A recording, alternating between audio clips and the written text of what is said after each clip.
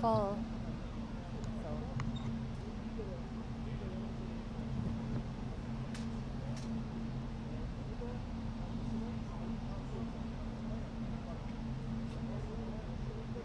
Great.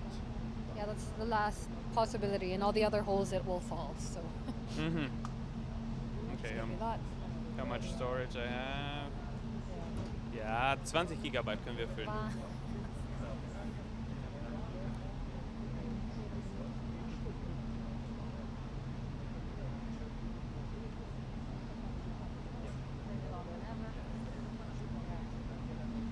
Amazing. Okay, now wait. Go, go, go.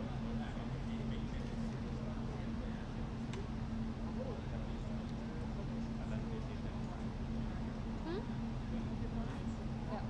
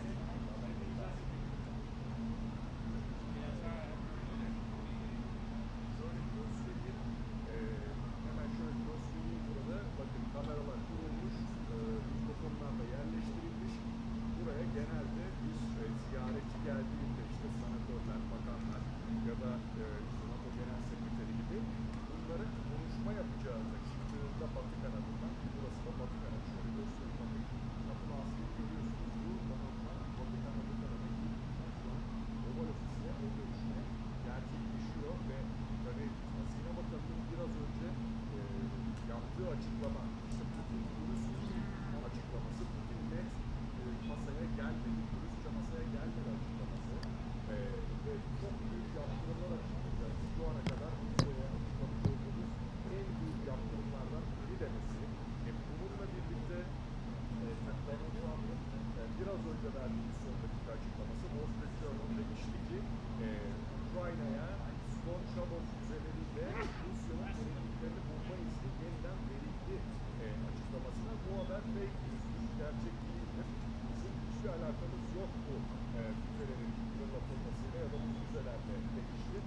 Bu açıklamalardan sonra tabii NATO Genel Sekreterinin de burada olması ve birazdan büyük ihtimalle bir açıklama yapmak için çıkacak olması hepsi bize acaba Rusya'ya karşı vites mi yükseltiliyor? Burada NATO Genel Sekreteri Avrupalıların mesajlarını mı getirdi? Trump'ın mesajlarını NATO ülkelerine mi götürecek? Hepsi ve daha fazlası bunları açıklayabilir. Gerilim seviyesinin yükseldiğini net bir şekilde görebiliyoruz. Aslında bakın aynı zamanda Donald Trump'ın hayal kırıklığına uğradığını da söyledik. Kendisi de defalarca söylemişti bunu. Putin'le ilgili olarak Putin'in ateşkese yanaşmaması bir türlü bu savaşı sonlandırmak için kendi açıklamalarına göre dürüstçe davranmaması, net bir şekilde davranmaması hepsi ciddi eleştiri sebebi oldu Washington'da. Ve şimdi de içeride Oval Ofis'te görüşme devam ediyor diye düşünülürken burada yapılan hazırlıkta bize Rutte'nin geleceğini gösterebilir.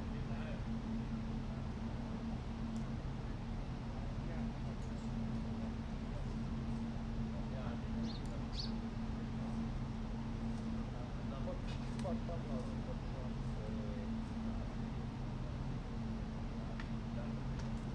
Arkadaşlar altından.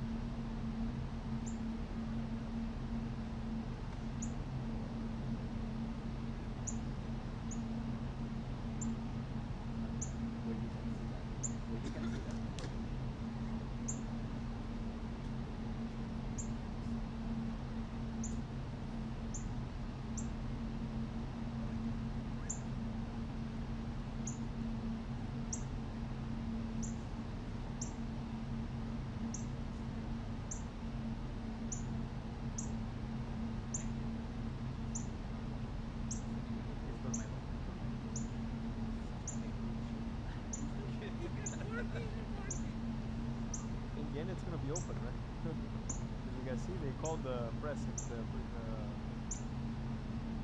oven. Ah, they did? Yeah, just now. So like yeah. They call it now?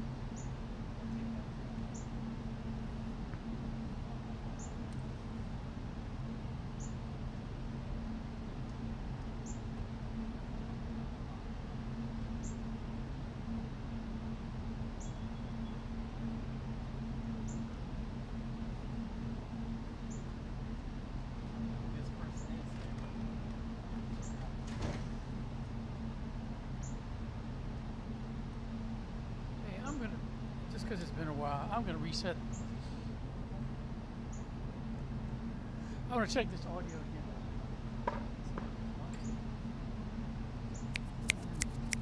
Yeah, okay, perfect. All right, so I'm going to call.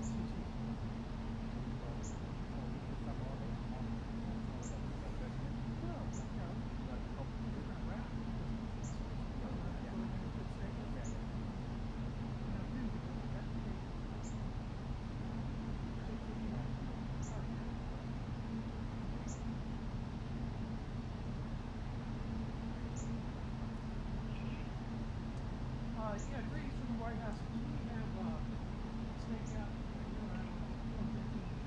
stakeout, and you put that on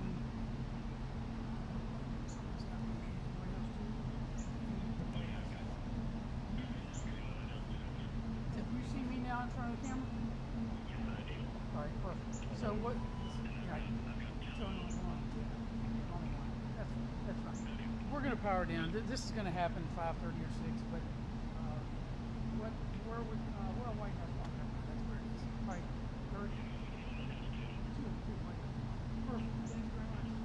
Tell Troy I say thank you. Tell Troy.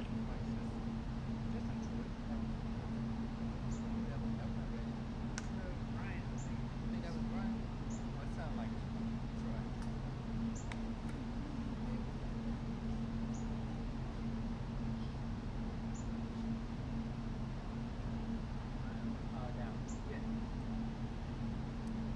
We just come up a few minutes just to have them rolling.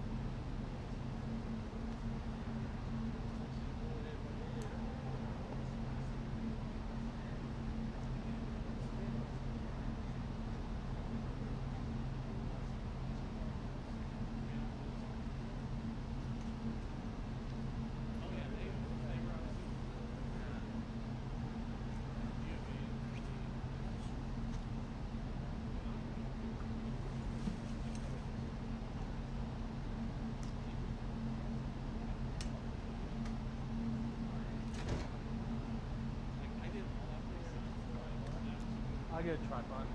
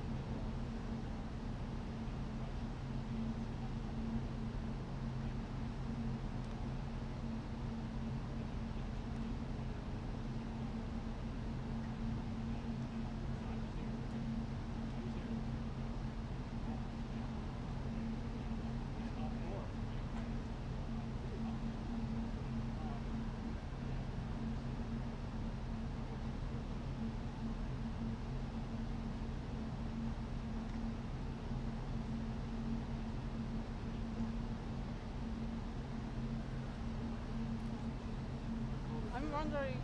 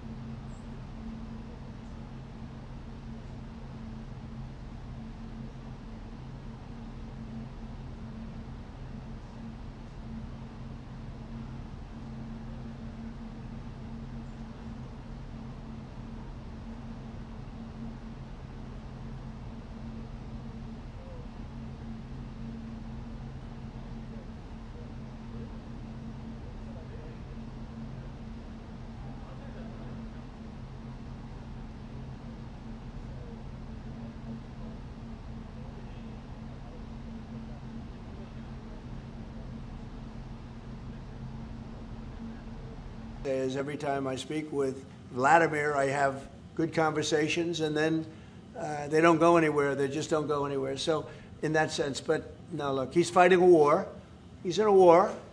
That's two very competent sides, and that's the way war is. You never know with war, but I would say that it's time to make a deal. A lot of people are dying. You know, they're not Americans, but they're people.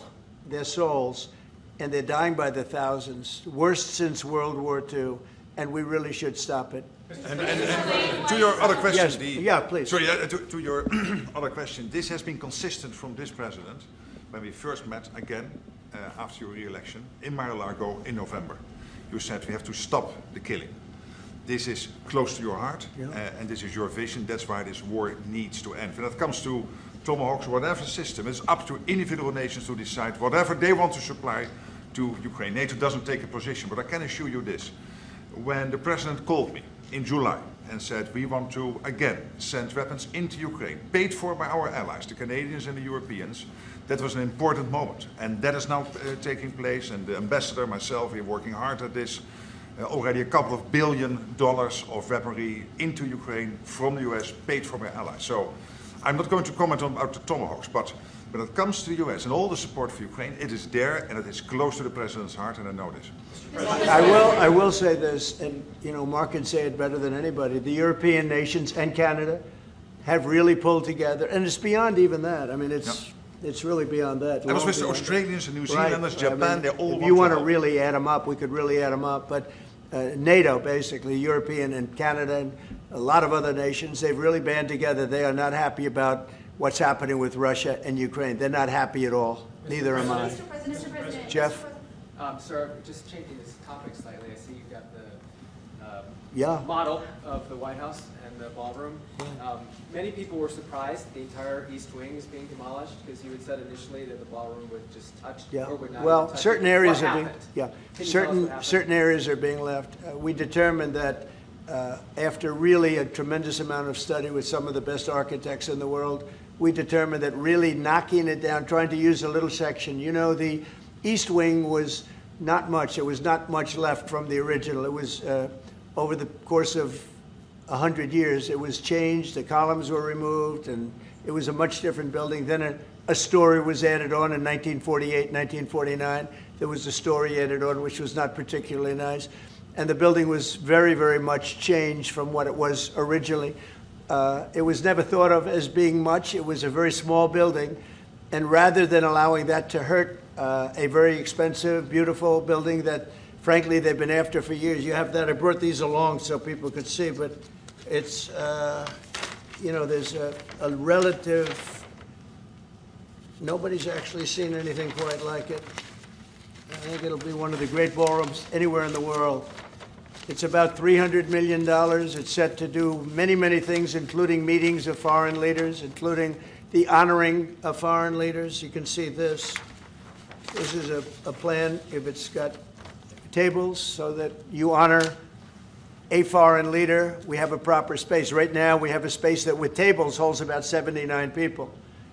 And this is a proper kind of a thing. Now, what the White House was doing, as you know, is they were putting tents out on the lawn. This is an interior shot of the ballroom. I think there'll be nothing like it. And it's being paid for 100% by me and some friends of mine, donors to it. The government's paying absolutely nothing. We're also working with the military on it because they want to make sure everything's perfect, and the military is very much involved in this. They want to make sure everything is absolutely beautiful. You can see the kind of interiors that we're talking about. That's an interior of the ballroom, and it's the highest level. And you see it goes beautifully with the White House. I mean, the mix is beautiful. So over the years, many presidents have made changes. This obviously would be the biggest change, but this was something they've wanted for at least 150 years. Many of you have gone to the events where they had, as an example, President Xi, or they had, you know, a leader of one of the countries, including the king and the queen from your favorite country, Absolutely. frankly, but where they'd be honored, and they'd be in a tent out on the lawn, and it would rain, and it was a disaster. Brian's shaking his head. You know what I'm talking about.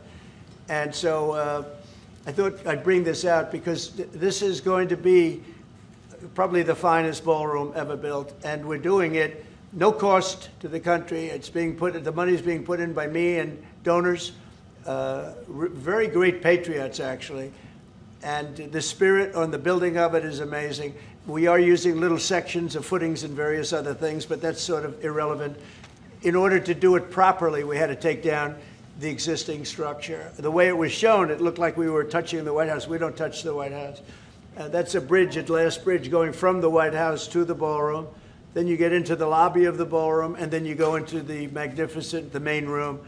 And it's something that has gotten incredible reviews. And just quickly following up on that, sir. I just want a quick follow-up on that question. Your response to people who say that you haven't been transparent enough about this? I haven't been transparent? That some of your critics feel it should have gone for a I've review. shown this to everybody that would listen. Third-rate reporters didn't see it because they didn't look. You're a third-rate reporter, always have been. So third-rate reporters didn't look, but anybody that asked, these pictures have been in newspapers. They've been all over the place, and you know, we're very proud of it. It's gotten great reviews. It's gotten really great reviews. So I think we've been more transparent than anybody's ever been.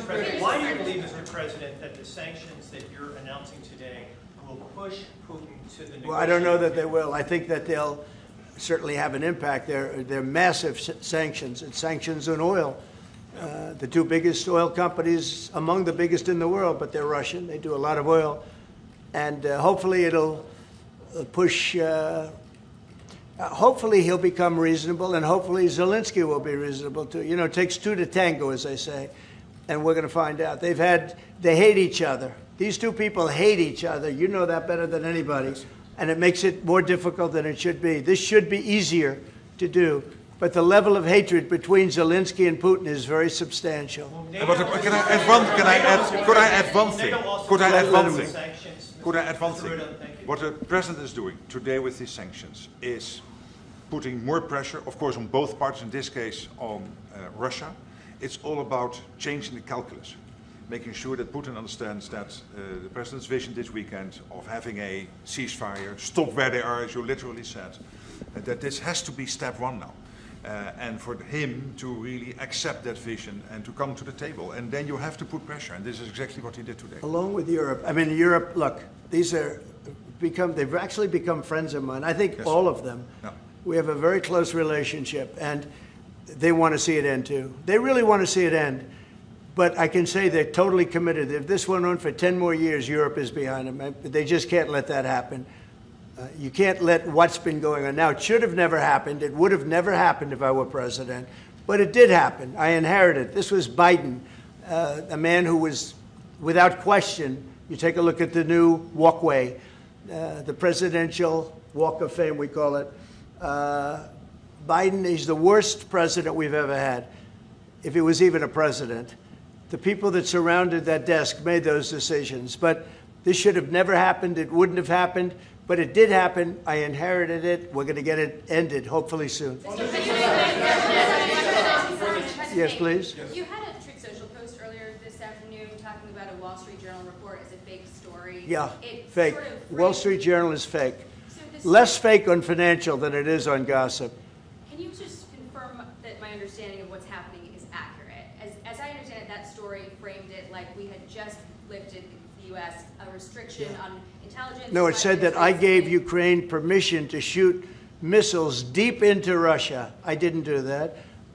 Second of all, they're not using our missiles. They're using, I think, European missiles or from someplace, but they're not using ours. And what they do, I don't control that. But I do control our missiles. They're not shooting our missiles in. It was a fake story. Wall Street Journal does a lot of fake stories. Thank you so much. The president of Colombia in a recent interview said that if you won't change, he thinks that people should get rid of you. We're talking about now Colombia, the country, not the university. Yes. Go ahead. He said what? He said that if you won't change, then perhaps you need to be gotten rid of. Do you view that as a threat? Well, he's a thug and bad guy. He's a guy that is making a lot of drugs. We've just, as of today, stopped all payments going to Colombia, the country Colombia. Also, the school Colombia. No, we settled. We made a settlement with him. But no, he's a thug, and he's a bad guy, and he's hurt his country very badly. They're doing very poorly, Colombia. They make cocaine. They have cocaine factories. They grow all sorts of crap that's drugs, bad drugs coming into the United States, goes generally through Mexico. And he better watch it or we'll take very serious action against him and his country. His country is, what he has led his country into is a death trap. Please. Has the Secretary General presented his Ukraine peace plan to you? Are you prepared to be chairman of the Board of Peace? Oh, there is no Secretary General peace plan. But I'm here for, I really want to correct it because I saw some of that in the media. Of course, many people are thinking how to bring this terrible war to an end and supporting the President in doing that. Why I'm here is to dialogue again with the President how I can be, how NATO, my colleagues and other colleagues in NATO can be of maximum support to get that done. But there is no peace plan on the table. I mean, if there is a peace plan, it is what the President said last Friday and Sunday, which is stop where you are. Stop the fighting. This is about NATO. We're a very proud member of NATO. We have a great relationship with the countries of NATO. I think made much better by our visit a few months ago when they agreed to 5% instead of 2% of GDP. That was a big concession. I think that was a concession that 2 years ago nobody would have said, even a year ago. Even 9 months ago, before you were elected. Yeah, they would have said that's not possible. Absolutely. And the difference is they're paying 5% as opposed to not paying 2%. A lot of them weren't paying, with the exception of Spain. I think you're going to have to talk to Spain because they're not. Spain is not a team player. So other than Spain, everybody's 100%. And you could solve the Spain problem very easily, I think, if you want. Brian, go ahead. The soybean yeah, go ahead, and then we'll take Brian. Go ahead. The soybean farmers, are they going to be getting support from you soon? And yeah, well, they do. So what's happened, you could say with that, you could say with beef, with all of it. The beef, the ranchers, let's say, who have done a great job, have lost their shirts for many, many years. They've really been decimated. And I helped them a lot. I put tariffs on things coming in to the country, including beef. And that gave them a chance to finally have a decent industry. We are going to be talking to them. They're great people, but they've been hurt for 25, 30 years. They've been losing because other countries have taken advantage of them. And by putting tariffs on, they've been able to make a few dollars. They've been able to have an industry. But I also want to keep the beef prices low. So I'll be talking with the ranchers, and I'll be speaking with a lot of different people, including Scott and Howard, and we'll do something. Because prices are way down in our country. Energy is way down. I think you're going to see $2 gasoline very soon. I see that it's $2.50 in a lot of places, $2.50. We were heading to $5, $6, and $7. If Biden didn't go back to my policy toward the end, you would have seen, but he didn't go back to the full policy. And he missed the most important thing. So we were up to, we were way up. I think you're going to see $2 gasoline. We couldn't even break that number. That's a big difference. The only cost that's really up is beef. And the fake news only wants to talk about beef. And what I did is I made it possible for those people to survive. They're incredible people. But they were being decimated by other countries. And I didn't want that to happen.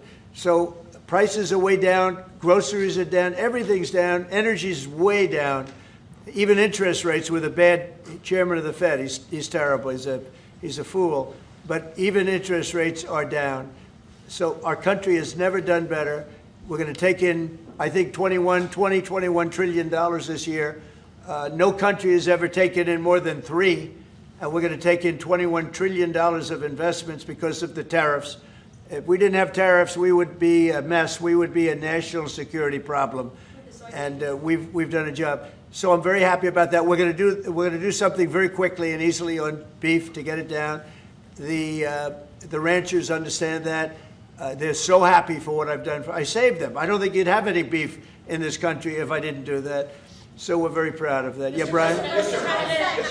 Yesterday in Los Angeles, immigration officials were attacked by some protesters in an attempt to arrest an illegal alien. Gavin Newsom, other Democrats have used very aggressive language in terms of how to address ICE agents out in the field. Is there any responsibility that we can place on Gavin Newsom and other elected officials for using such aggressive language? Well, Gavin has to be careful. Remember that when I first came in, they had a terrible riot in Los Angeles. They had the fires, which shouldn't have happened. They didn't have the water for the fires. They should have had the water coming in from the Pacific Northwest. They didn't have the waters. They didn't have water in the hydrants or the sprinklers. So they had the fires, and then they had the riot. And if we didn't go and take care of that riot, you would have lost Los Angeles. You would have canceled the Olympics, which is because of me in Los Angeles. And the police commissioner, the head of the police, said, if the president didn't come in, we would have lost Los Angeles. We did not have the capability of taking care of it. And he said it very strongly. And we did a great job. And within a week, it was all done. Within one day, it was done. But within a week, it was all done. And then they go back to their normal practice of weakness, of not taking care of criminals, meaning taking care of putting them in jails where they should be. Washington, D.C., and you all are the best people for that, because Washington, D.C. is now one of the safest cities. It was one of the most dangerous cities in the country. Now Washington, D.C., believe it or not, I'm embarrassed to say it in front of you, but Washington, D.C. went from one of the worst, most dangerous cities to, you can walk down the street, you can send your child to meet you at a location. Your child is going to be fine. We have a very, very safe city, one of the safest, and you know, very proud of that. Memphis, by the way, is coming along fantastically. We're in Memphis right now. We had the FBI in Chicago. We're doing things. We haven't served Chicago yet. When we do, Chicago will be very quickly a very, very safe city. But if you look at what's happening in Memphis, it's great. But you got to look at Washington. People are coming up to me, people that work in the White House, they're saying, thank you, sir. And I immediately know what they're thanking me about. It's thanking, they can walk to work. They would never walk to work a year ago. They can walk into work and they feel safe and secure, and it's beautiful. And I'll tell you what, it's really an honor to add that great ballroom to the structures in Washington. It's going to be one of the great ballrooms of the world, and I think it's going to be something you're all going to be very proud of. Mr. President, as it relates to your meeting that's coming up with President Xi, what do you hope comes out of that meeting? What deliverables come I think we'll make a deal. I think we're going to make a deal on the rare earth is the least of it. Look, the tariffs are much more powerful than the rare earth. The rare earth is a disturbance, but there's a lot of rare earth around. I'll tell you, I've had more calls on rare earth. We've got it, everybody's. We'll make a deal on, I think, everything. I think we're going to make a deal on soybeans and the farmers. I think we're going to make a deal on maybe even nuclear. You know, President Putin in his call mentioned to me about nuclear, where we do a de-escalation, and I'm fine with that. I think it's good. I think it's a very appropriate thing. We have the most nuclear weapons. Russia's second. China is actually third by a long way, but they'll be even within 4 or 5 years. Too many. And we are talking about de-escalation. That's already being talked about. Can you convince President and I think we'll probably add China into the mix. Mr. President, can you convince President Xi to stop purchasing all of that Russian oil that's funding this war against Ukraine? Well, I think I'll be talking to him about it. I think it's a little bit of a different talk. India, as you know, has told me they are stop. You know, it's a process. You can't just stop it. But by the end of the year, they'll be down to almost nothing. That's a big thing. That was almost 40% of the oil. India, they've been great. Spoke to Prime Minister Modi yesterday. They've been absolutely great. China's a little bit different. You know, they're a little bit different relationship they have with Russia. It was never good, but because of Biden and Obama, they got forced together. They should never have been forced together, but they're a little bit forced. But they're by nature, they're not. They can't be friendly. They can't be friendly. By nature, they can, I hope they are friendly, frankly, but they can't be. You should not have forced Russia and China together. And Biden did that, and Obama did that. They forced them together because of energy, because of oil. And so they are closer than they would normally be. I think I'll probably be talking about it. What I'll really be talking to him about is how do we end the war with Russia and Ukraine, whether it's through oil or energy or anything else. And I think he's going to be very receptive. He would now like to. I'm not sure that he did at the beginning. He would now like to see that war end. Do you think Xi plays an important role, Mr. President? Do you think Xi plays an important role in terms of inserting himself and convincing Putin, who he speaks to regularly, to stop the war? Yeah, I do. I think he can have a big influence on Putin. I think he can have a big influence on a lot of people. Look, he's a respected man. He's a very strong leader of a very big country. yeah, I think he can have a big influence, and we will certainly be talking about Russia, Ukraine. Mr. In the back. Thank you, Mr. President. Liam Cosgrove with Zero Hedge. My question is actually for the Secretary General. Yes. Mr. Secretary, I don't know if you've seen this, but polling out of Ukraine shows a massive collapse in Ukrainian support for the war. A Gallup poll had it just 23%. That's less than a quarter. Zelensky came out today praising President Trump's proposal for freezing Yes. the front lines of battle as part of a ceasefire. He said that's a good compromise. So people view your coming here as, you're lobbying the U.S. government to continue its involvement in the war. You're obviously lobbying for more NATO weapons to be sent to Ukraine, but Ukrainians themselves don't want to fight the war. So how do you justify that morally? Well, I'm lobbying only for one thing, and that is to make sure that we end this war. And I don't have to lobby the president because we totally agree on this. And this is what he has been doing from day one. Everything he could do to break the deadlock with Putin, get a dialogue going, dialoguing also with Zelensky, and getting this war done. It's crucial. The fact that the US is now supplying weapons into Ukraine, paid for by allies, is extremely important. And that's now happening since 2-3 months. About 2 billion moving into Ukraine. The war hasn't wound down. Why do you think that'll wind it down now? What do you mean? You think more weapons will wind down the war? No, I mean, there's more to be done. So what you need, what the president said this weekend, stop where you are, so basically do a ceasefire and then have all your discussions about territory and whatever. But first stop the war. This is what you said on Friday and on Sunday. It's a war, I mean, your question's really a fair one. It's a war that should have never started.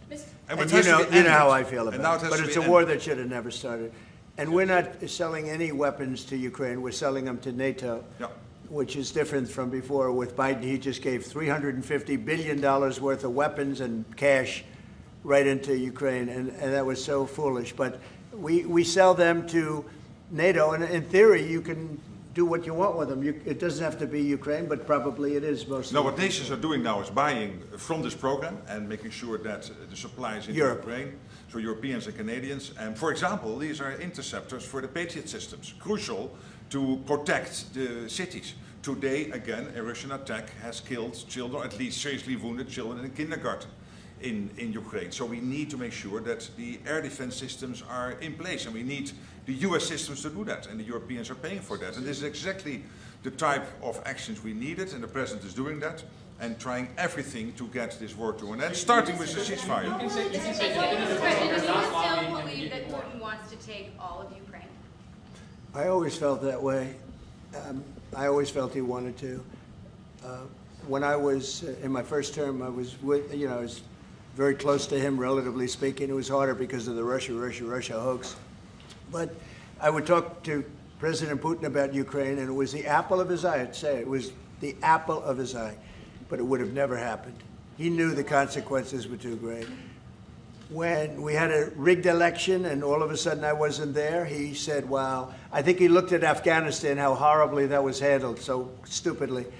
And I think that really gave him a little additional, incentive. I always felt he wanted the whole thing, not a piece of it. But I think now he's willing to negotiate a little bit further, and I think he's willing to make a deal. We'll see. Mr. President, we don't want him. We don't want him to have the whole thing. Mr. President.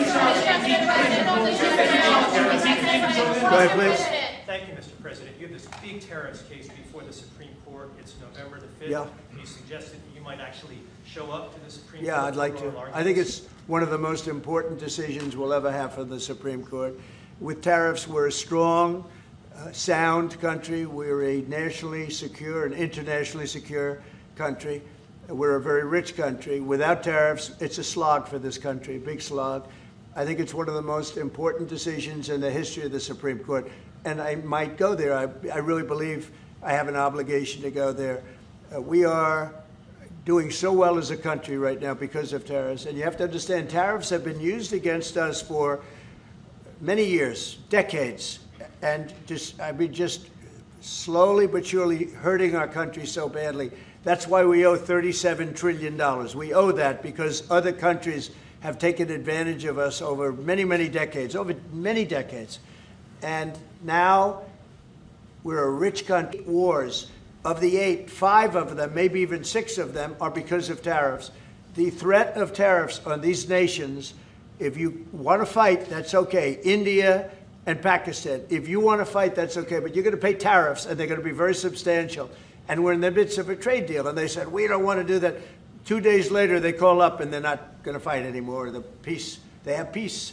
But I've done that out of 8, I would say 6 times, 5 times, 6 times. Tariffs are vital to this country. And tariffs have been used against us by China, by every other country. And all we're doing is using them to negotiate fair deals. And as you know, we made a fair deal with Japan. We made a fair deal with all of Europe, the European Union. Yep. We made a fair deal with South Korea. These are countries that were taking so much money away from us, not sustainable. And now we're taking in hundreds of billions and even trillions of dollars. If this country is not allowed to have tariffs, if this country is not allowed to have the President of the United States negotiate on behalf of it with tariffs, we are put in a position where we're going to be a third world country. We can't let that happen. I think it's the most important case that we're going to have for many, many years to come. One of the most important cases we've ever had.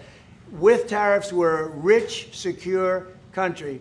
Without tariffs, we're a laughingstock. We'll be a laughingstock. And I don't want to have anything to do with that. Thank you very much. Thank you. Thank you. Thank you very much. Thank you, press. Thank you, press. Thank you. Thank you, press. Let's go. Thank you, press. You know.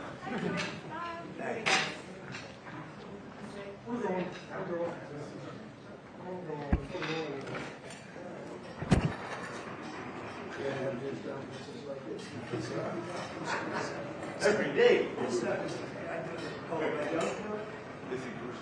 There's something wrong. I think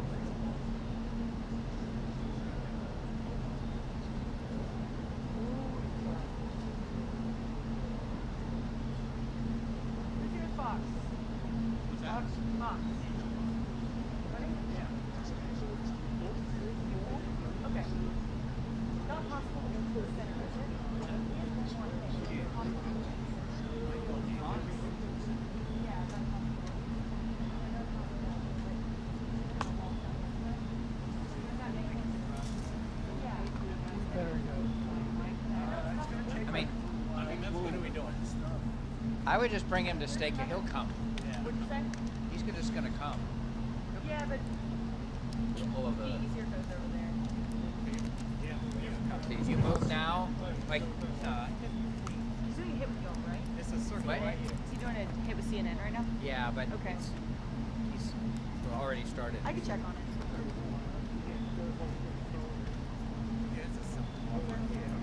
Yeah, I would not move.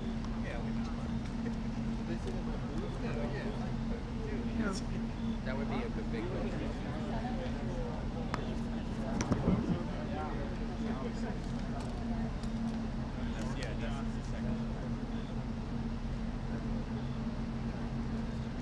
Yeah, I mean, it's more of a headache to move it and have all of us. It would be a headache. It would be close. Go front. Yeah, because I'm trying to promote that.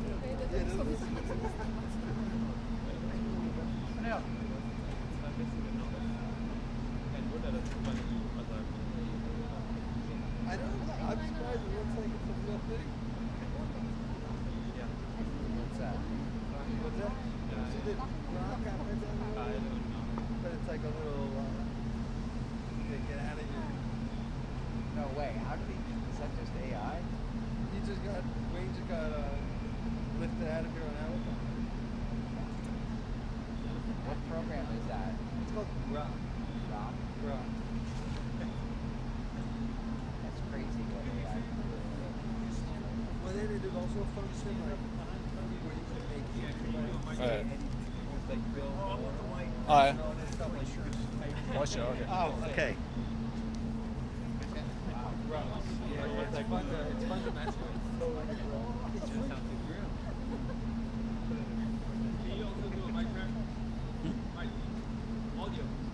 One two 1 2 1 2 1 2 1 2 1 2 3 4.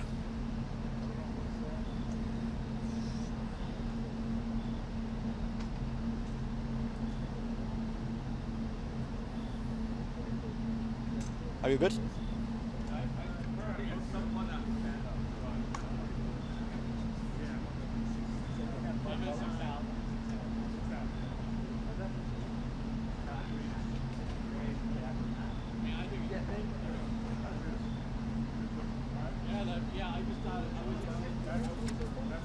White anyone? White balance, anybody?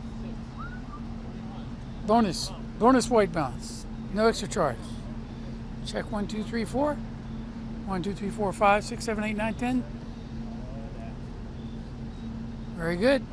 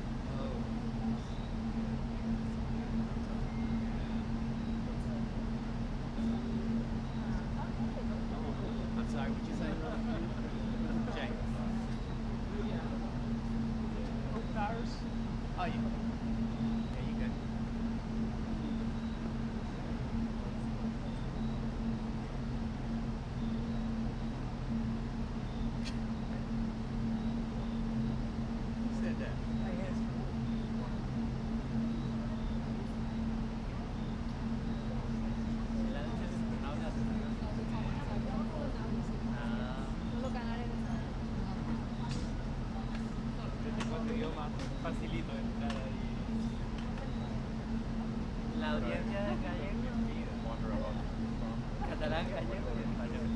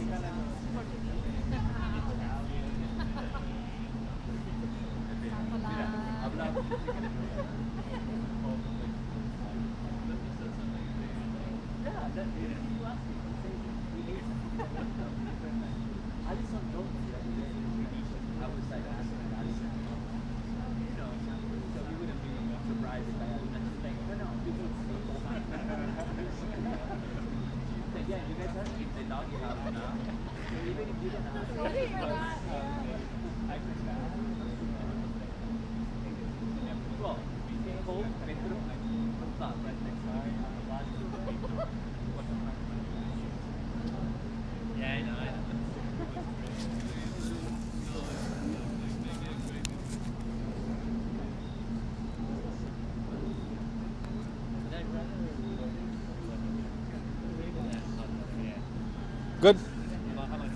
You guys anymore?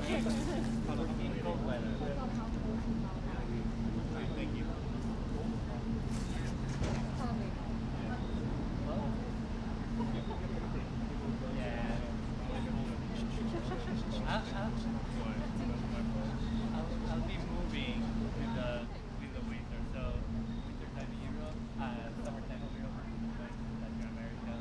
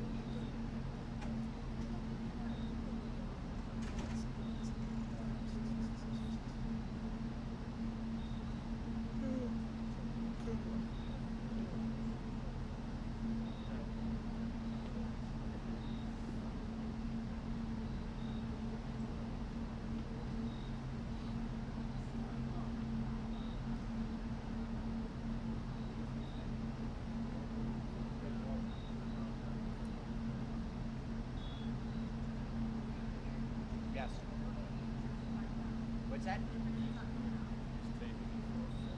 Yeah, right over there by Vaughn.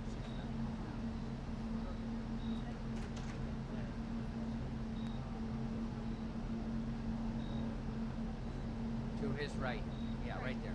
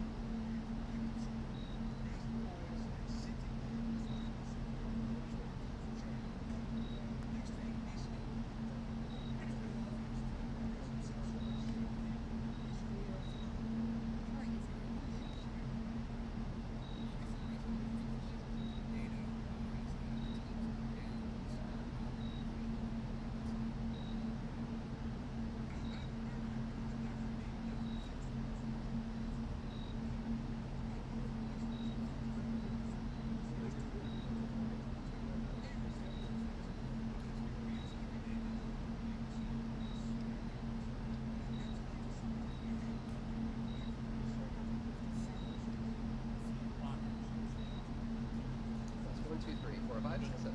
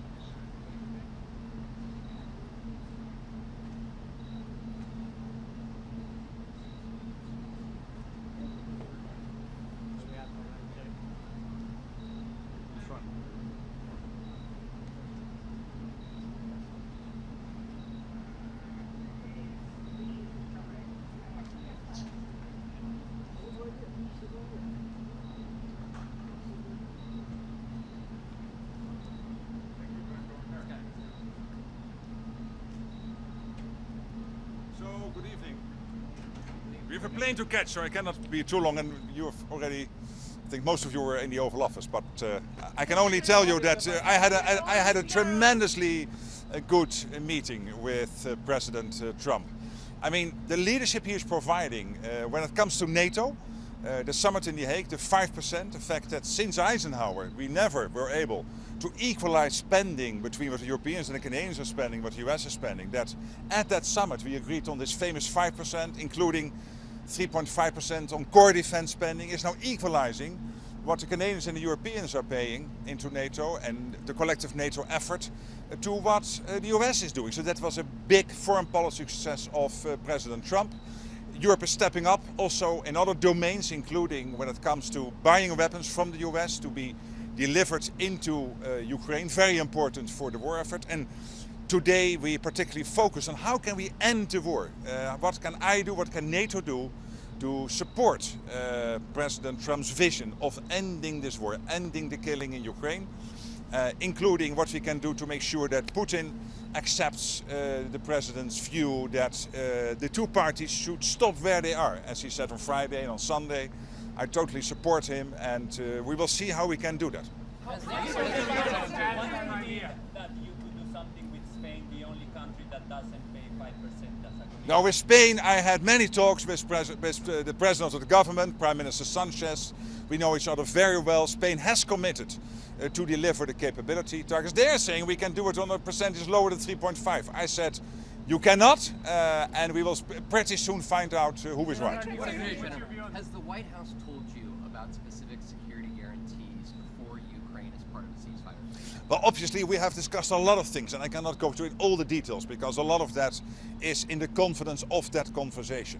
But you have heard the president say a couple of weeks ago, this was around a meeting here with European leaders after Alaska on that Monday, and even before that meeting, that he is willing for the US to participate in the security assurances, security guarantees for Ukraine. This is clearly Europe and Canada working together with other countries like Japan and Australia in this coalition of the willing, but there has been a clear commitment by the US to participate. What's Zelensky did agree to? Again. What did Zelensky did agree to with NATO, like some security guarantees or what he can keep up to What NATO is doing is trying collectively to sustain Ukraine in this fight. But of course we all want this fighting to end, because we know that last month again, for example, the Russians lost over 20,000 people dead, not seriously wounded, dead in 1 month. They lost 1 million, the Russians, dead and seriously wounded since the war started. They lose now more in 1 month than they lost in 10 years in the war in Afghanistan in the 1980s under Brezhnev and his successor. So that is not sustainable. And also the Ukrainians, of course, are suffering a lot. Today we have seen Russian missiles hitting a kindergarten in Ukraine and seriously wounding people there. This is all extremely sad. It's got to end. And that is what the president said from day one when he came into office. I want the killing to stop. And I'm here to tell him, yes, we are up there, we want to support you, we want to make this happen. Thank you. President Trump has indicated he believes Putin wants peace. Do you share that view? When you're talking about what else NATO could do to help end the war, what new steps should we expect the alliance to take after this conversation? Yes, when you look at the Russian side, they started this war. Clearly is not moving in the right direction. And when you look at this year, let's say the territory they gained in Ukraine is extremely limited, and as I said, against enormous amount of people dying and getting seriously wounded. The Russian economy is in a difficult situation. We know we have these long lines into gasoline stations all over Russia at the moment. We know that the French president and others in Europe stepped up when it comes to the shadow fleet. And of course we have seen the pressure by the American president on some European countries to stop buying oil. So all of this is having an impact. So I'm absolutely convinced that with sustained pressure, we will be able to get Putin to the table to agree with a ceasefire and then other talks coming after that. And you have seen it in the last couple of weeks. Alaska happened when the American president decided to do secondary sanctions on India buying Russian oil. We have seen last week the call taking place when the president said, I'm contemplating sending Tomahawks into Ukraine, for Ukraine to be used. So this is clear evidence that we can change Putin's calculus. Yes?